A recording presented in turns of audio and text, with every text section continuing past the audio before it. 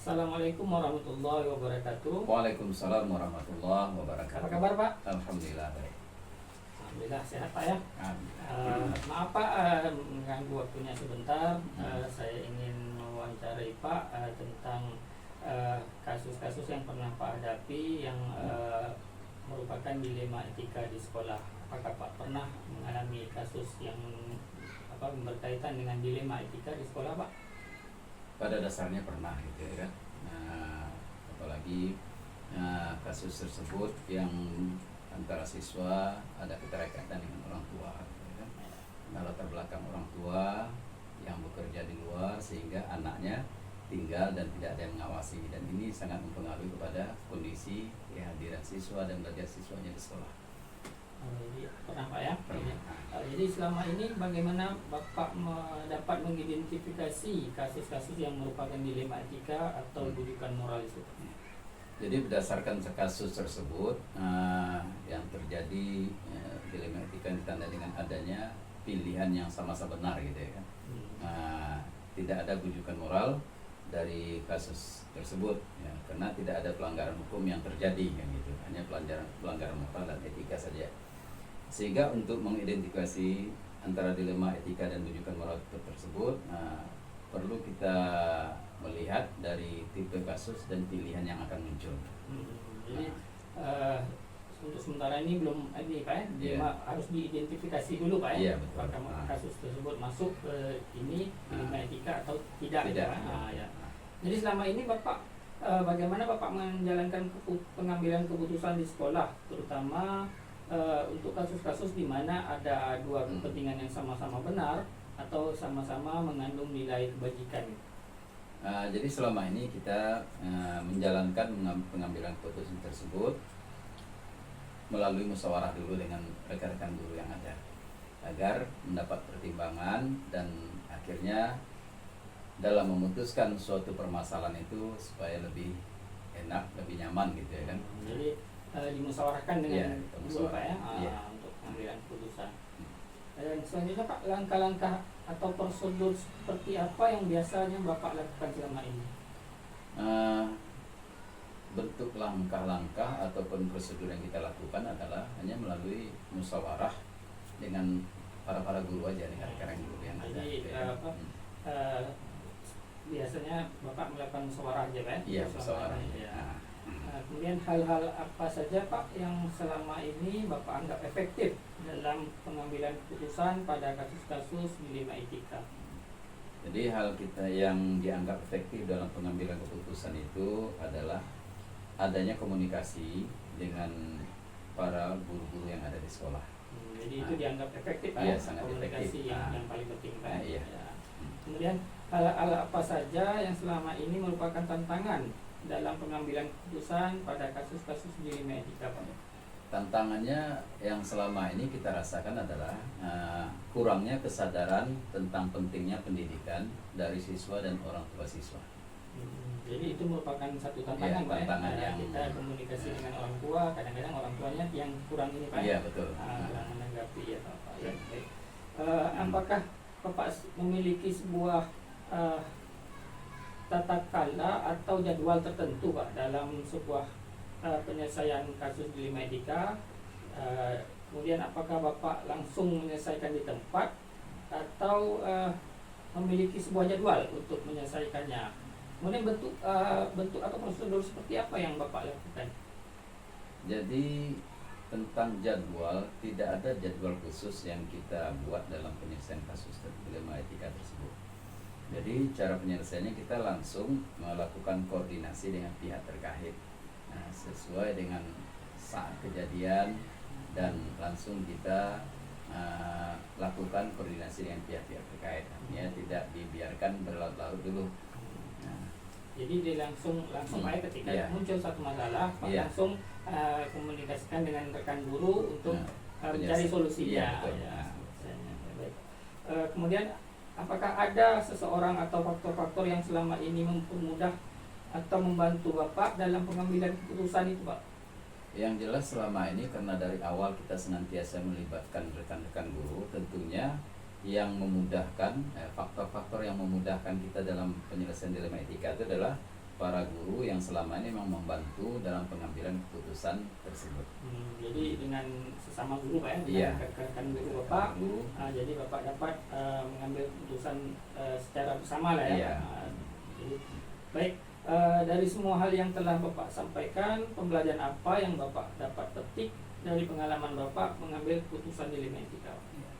Jadi tentang pembelajaran dapat kita petik adalah perlunya kita memperhatikan budaya lingkungan yang ada di sekolah dalam rangka pengambilan keputusan tersebut. Karena ini sangat penting dan ini sangat berdampak kepada para siswa dan orang tuanya. Jadi yang paling penting itu kita memperhatikan budaya lingkungan, budaya lingkungan sekolah. Jika memang itu sesuai, baru Bapak mengkondisikan dengan rekan-rekan guru untuk mengambil keputusan. Baik. Jadi terima kasih Pak untuk hari ini wawancaranya. Semoga kita dapat berjumpa lagi di lain waktu, dan saya juga barangkali mungkin nanti ada wawancara-wawancara berikutnya untuk mengetahui kondisi-kondisi di sekolah selanjutnya Pak ya. Terima kasih banyak Pak. Saya akhiri dengan wassalamualaikum warahmatullahi wabarakatuh. Waalaikumsalam warahmatullahi wabarakatuh.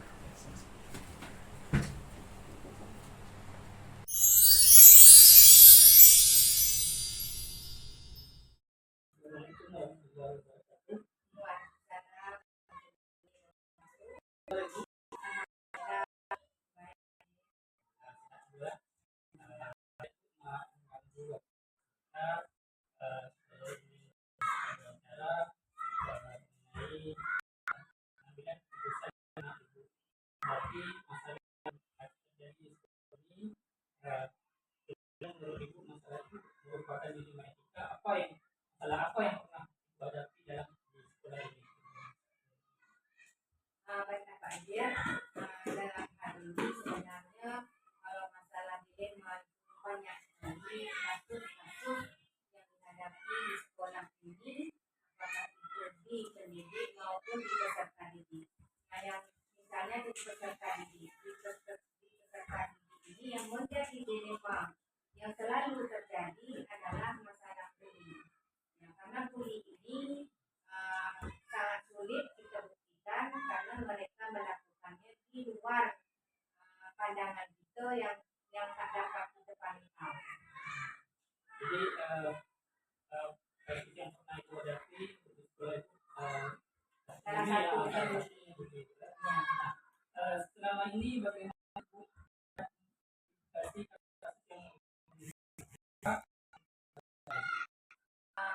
kasus ini menjadi tahu oleh kami itu berasal dari siswa juga. Jadi siswa yang itu menangis dan lapor kepada guru kelasnya atau kadang-kadang kepada saya langsung kepada sekolah, dan kami harus menganalisis karena kebenaran atau fasilitas. Maka saya selaku pimpinan itu harus berbicara tentang cara menangani. Dan saya memanggil siswa, lalu keduanya saya panggil. Ternyata memang jika ada di dalamnya, maka saya mengkomunikasikan ini kepada atau guru dan kepada jadi ketika kasus terjadi langsung memanggil tanyakan apa selama ini bagaimana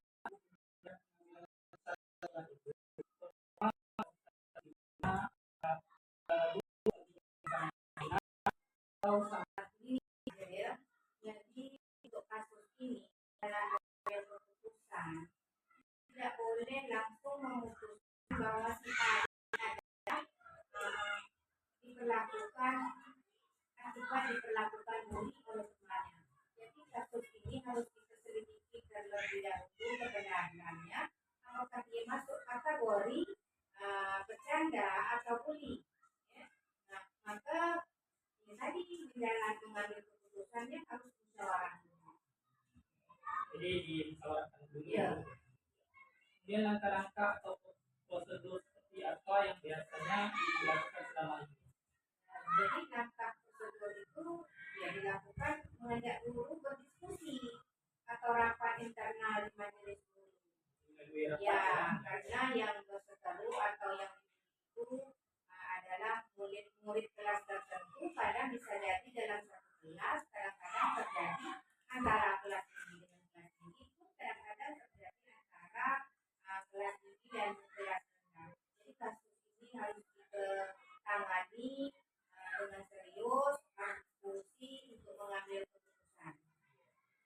Jadi setelah ada diskusi baru hasilnya disepakati sama-sama. Kemudian Bu, hal-hal apa saja yang selama ini dianggap efektif dalam pengambilan keputusan pada kasus-kasus di Indonesia? Yang dianggap efektif itu untuk mengambil keputusan adalah tindakan yang efektif sebelum terjadi masalah atau kasus yang lebih jauh lagi pada siswa kita. Jadi tindakan preventif dulu. Iya. Jadi hal-hal apa saja yang selama ini merupakan tantangan dalam pengambilan keputusan pada kasus-kasus dilematika? Pak J, dalam mengambil keputusan itu memang kita mengalami banyak hal problem ya. Kadang-kadang ada tantangan, kurangnya sepertinya kita bisa jadi kurang tegas karena kita ini berhadapan dengan persoalan kemanusiaan. Nah, jadi dalam hal ini kita betul-betul harus bijak ya, untuk mengambil keputusan agar peserta didik jadi betul-betul kita selesaikan dengan cara terdidik. Nah, tidak mematahkan semangat salah satu peserta didik kita. Jadi kasusnya kita dudukkan dengan benar, kita telusuri dengan benar sejauh mana sehingga kasus ini bisa terjadi. Dan harus tetap dalam pemantauan yang selalu berproses. Jadi tantangan yang dihadapi karena kita rasa manusiawi yang ya. Jadi Ada hal-hal tertentu yang memungkinkan kita menunjukkan rasa empati kita. Apakah Ibu memiliki sebuah tata cara atau jadwal tertentu dalam penyelesaian kasus dilematika?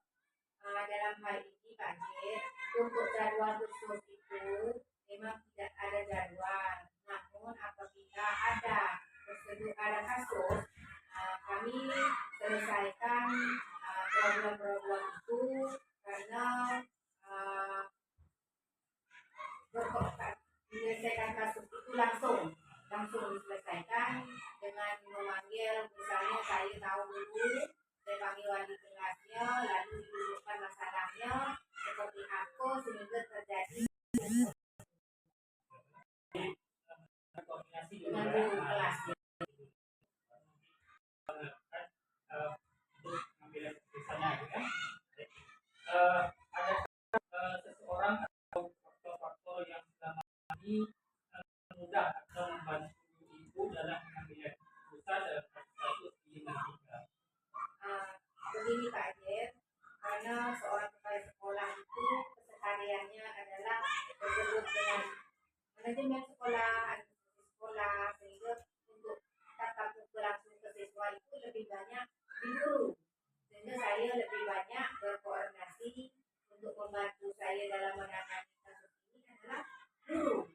Nah, jadi saya memantau dulu sejauh mana anak-anak yang sedang mengalami dilematika ini, apakah ada perubahan, apakah semakin baik. Itu saya pantau melalui komunikasi dengan wali kelasnya.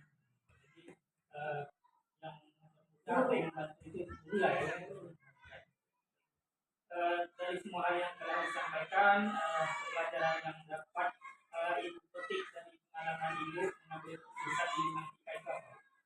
Yang jelas Pak Jen, begini, semua keputusan apakah itu ini atau kasus-kasus lain yang kita ingin selesaikan dengan bijak, umpama kita ingin menarik rambut di dalam tepung, rambut tidak putus, tepung tidak pembelajaran itu yang dapat kita ambil dari setiap kasus mengenai dilema etika yang hadir, kita harus benar-benar tahu ya mana yang dianggap benar, mana yang pembelajaran yang bisa diambil adalah tidak semua yang kita anggap benar itu benar, karena harus dilihat itu dari berbagai sisi. Jadi dalam kasus ini Pak Jir anak itu dia punya kecerdasan tersendiri. Ada yang paling berbohong, ada yang jujur, penakut. Jadi yang benar ini bisa ditindak, yang benar maka sebagai pimpinan guru harus benar-benar bisa menunjukkan masalah ini sehingga yang benar itu benar, yang salah itu harus diberi penguatan, diberi motivasi. Pandai melihat dari sisi yang benar, sisi yang salah ya. Itulah kira-kira. Terima kasih Bu. Saya kira di sini sudah berbicara demonstrasi ke ketua saya di nomor 3.1. Mudah-mudahan di waktu kita bisa silaturahmi Bu dan kita bisa berbincang-bincang lagi seperti ini. Terima kasih. Assalamualaikum warahmatullahi wabarakatuh. Terima kasih kembali. Saya senang sudah bisa Bapak kunjungi. Mudah-mudahan jawaban yang saya berikan pada kasus ini bermanfaat untuk selanjutnya pekerjaan yang akan Pak Hadir lakukan. Terima kasih. Wassalamualaikum warahmatullahi